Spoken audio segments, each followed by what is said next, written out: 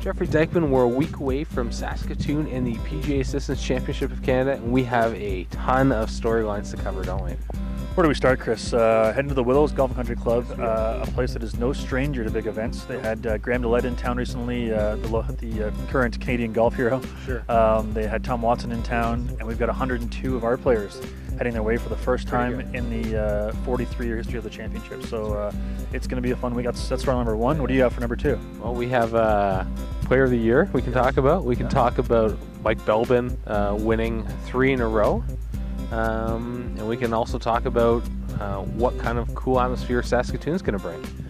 I think start with the players to watch. Okay, I think obviously Belvin going for his 3rd in a row is quite the story. Yep. And we all know Mike decently well now after seeing him so many years in a row. But he's the 4th small kids, and so they're back at school now. He says he's got to have a week to practice, and he gets hot in the fall.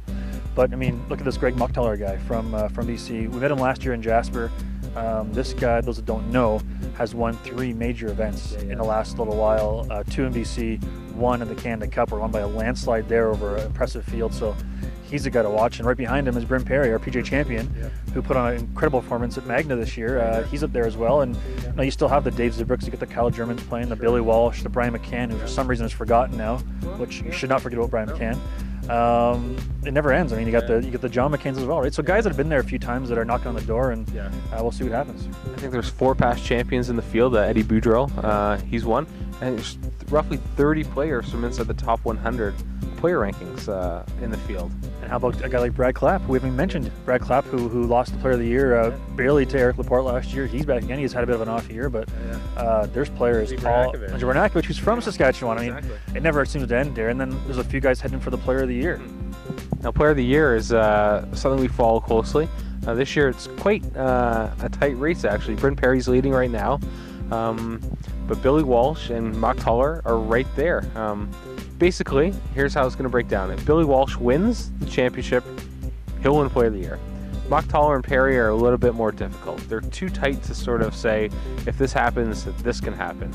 But if Muck finishes basically within 2 spots of Perry by tournament's end, and he finishes inside the top 5, he'll be Player of the Year. Wow. But I'm not really great with math, and you're not really great with math either. We leave that up to Adam LeBrun, so we just have to see how it plays out. Yeah, and obviously we're going to try and keep kind of like a projections going the whole. Or we're trying to show off what the current points are when we're in Saskatoon. Those that don't know, ours is a 3-year cycle. Yep.